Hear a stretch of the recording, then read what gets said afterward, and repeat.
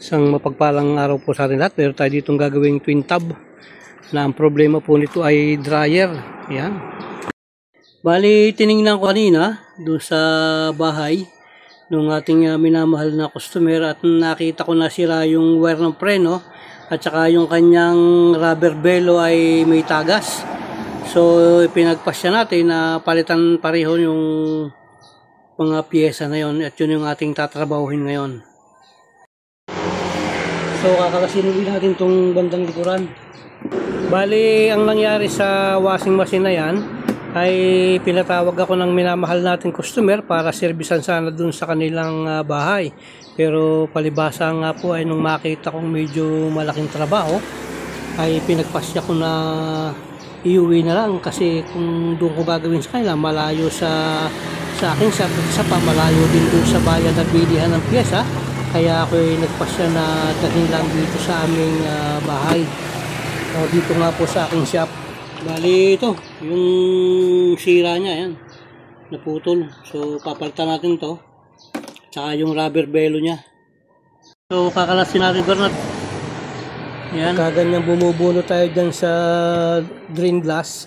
Kailangan tandaan natin kung anong butas natin tinanggal. Tatanggalin natin yan. Nasa pangatlong butas.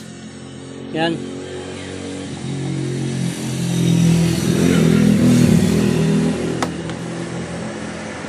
Papalitan natin yan.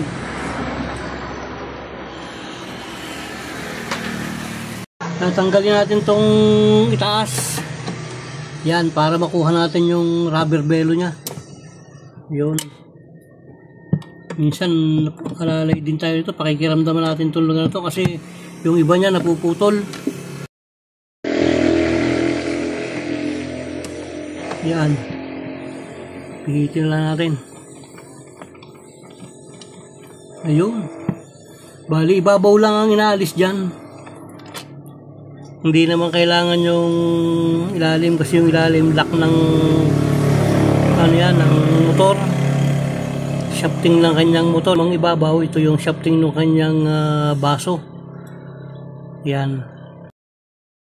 Medyo mahaba yung kanyang metal screw. So, ayun. Ibig sabihin, tagusan yan. Tatanggalin din natin yung kanyang fan belt. Yan. Lagyan natin ng sapin para hindi siya magasgas. Lagyan natin ng karton. Bali, yung screw niyan, bago natin mahiwala yung kanyang motor, mayroon niyang siyam na metal screw dyan sa mga ilalim. Iba na may nasa tagiliran. Kailangan matanggal natin lahat yung kanyang metal screw na yon para madali nating makalas yung ating tatanggalin rubber bellow dahil yun yung nakakabit din sa kanyang baso, yung shafting niya nakadikit doon. Kaya pag hindi natin tinanggal yan, may hirapan tayo na makalas yung rubber bellow. Ang gagawin lang natin dyan, kapag natanggalan natin yung mga metal screw, kakalugin lang natin kasi medyo maganit yan minsan dahil nga sa matagal siyang nakakapit dyan. At pagka ganyang kinakalug-kalug natin, pwede rin naman tayo gumamit ng langis o kaya WD-40 sa shafting niya. Pero ako kinalug-kalug ko lang. At nung maramdaman ko na ito ay kumalas na, yan, sinimulan ko nang tanggalin yung pinaka water hose niya para maihiwalay ko siya. At pagkatapos inihiga ko muna siya dyan sa kanyang bandang ibaba kasama yung kanyang belt para hindi mawala. Inayos lang natin para sa pagbabalik hindi tayo mahirapan. So yan, okay na. Naka-ready na yan. Tanggalin din natin itong mga screw na to para mahiwalay natin yung ulo. Lalabas natin kasi yung baso eh. Hindi natin makukuha yung bellow rubber niyan kung hindi natin nilalabas to. Yan. Tanggalin lang natin yung mga screw na yan. Wow!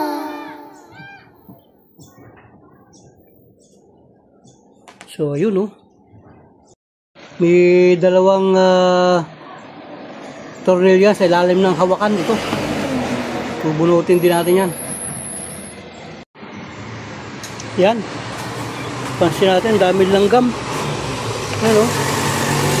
Pinabahayan ng langgam, oh. Yan, naglabasan ng mga langgam. Yan. Ang dami.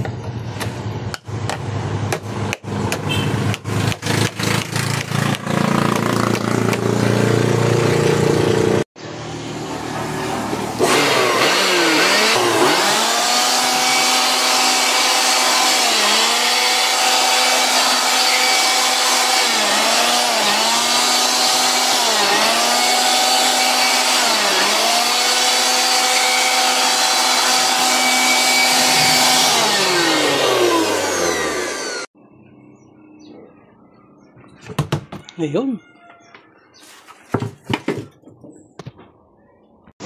Susukitin lang natin dito yan. Sabay tulak.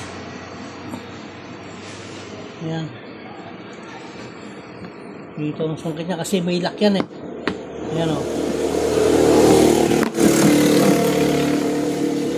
Okay na. So ito. May butas pala yan o. Kumisa kasi may mga bagay na tumutusok dyan habang umiikot. Siguro ano to, alambre. Alambre ang nakadali dyan. Tapos isa pa ito, maluwag na rin. Ayan, oh. May gap na siya. Ayan, oh. Yung lugar na yan, dumadaan ang tubig dyan. So papalitan na natin yan. So itong dalawang to yung ating bibilhin. So ito na yung ating bagong bili. Ito naman yung luma. So ito yung kakabit natin. Ihigpitan natin para siguradong mahigpit. Pag nagpapalit ako ng rubber velo, kung nakakakita ko mga ganitong thread type, yun ang kinukuha ko kasi mas madali siyang kabit. Katulad dito, thread type, hindi na tayo mahihirapang pagkabit. Ang kailangan lang natin, ilak natin mabuti yung kanyang thread. Lalangisa natin para madulas siyang pumasok. At ito, lagyan rin natin itong kanyang thread. Ayan. Yan, pagka yan nalangisan ko na, yan, sisimbulan ko ng ipasok dun sa loob ng kanyang talagang lagayan. Ang ginagawa ko dyan, hinahawakan ko yung pinaka shafting ng baso nga. Pagkatapos yung isang daliri ko, kinakapako dun sa butas ng kanyang rubber velo para sigurado ako na hindi siya maliligaw pumasok. Kasi pagka yun hindi mo kinapa, matatagalan ka, ang hirap niyang i-timing. Yan, at kapag yun pumasok na, hinihila ko ng palabas yan. Yan, susunod ko naman yung string niya. So ilagay natin itong bago. Napasok lang natin ito dito. Yan, nakalak siya dyan. Tapos ito naman. Ipit lang yan.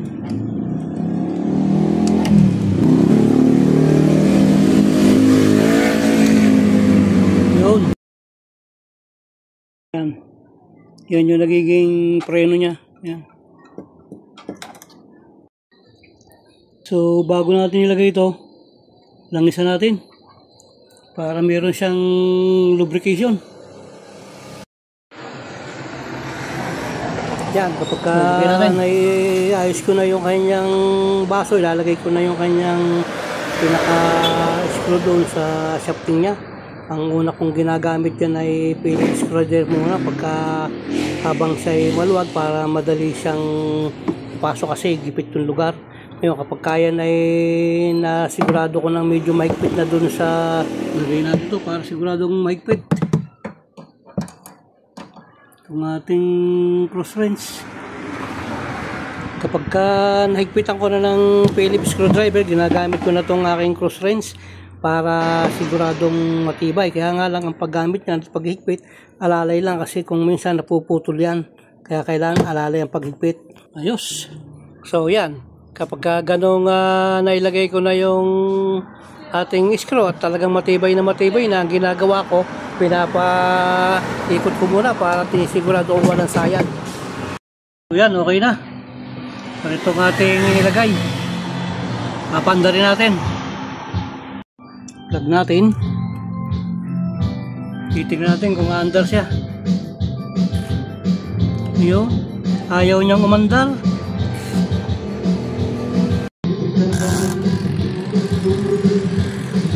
Ayaw niya umandar.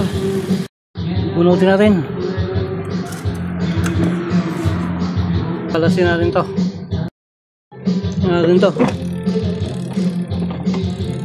Ayun. Minikos na pala yan. Ayan o. Hindi tumatama yung contact point niya. Ayan o. Tinali-talian lang pala yan.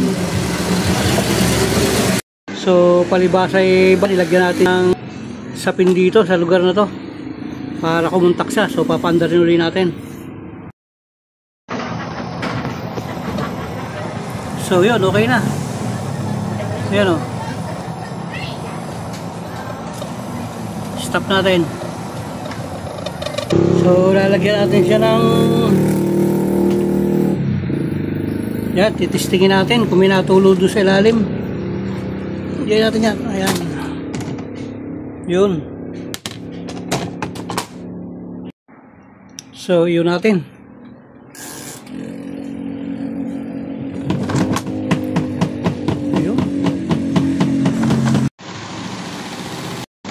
So pagka ganun nagkakaragkagan yung ating dryer, ibig sabihin nun ay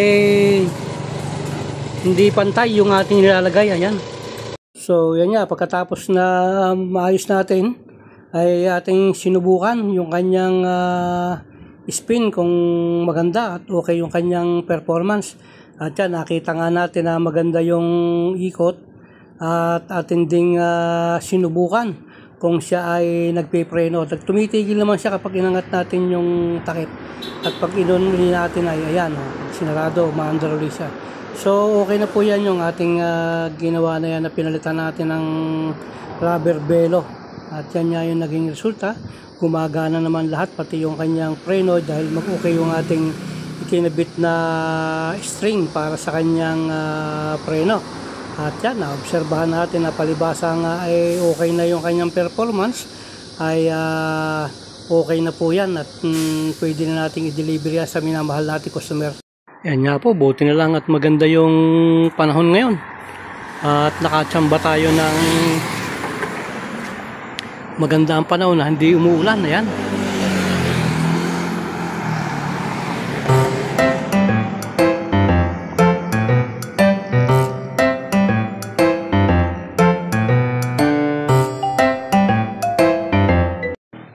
So yan, buti na lamang po at nakatsamba tayo ng magandang panahon at hindi tayo inabot ng ulan sa ating paggagawa. Yan. At ang mga bata ay natutuwa rin dahil may pasok na at sila ay hindi nababasa ngayon. Okay, so itutuloy natin yung ating ginagawa. So dyan po muli natatapos yung ating ginawa na isang printout. Maraming po salamat sa inyong pag-like at pag-subscribe sa akin. Patuloy na pag-support sa akin mga video. Maraming po salamat at sumapagpalang araw po sa atin lahat. Nawa po yung biyaya at pagpapala ng ating Panginoon ay sumagot. Maraming salamat.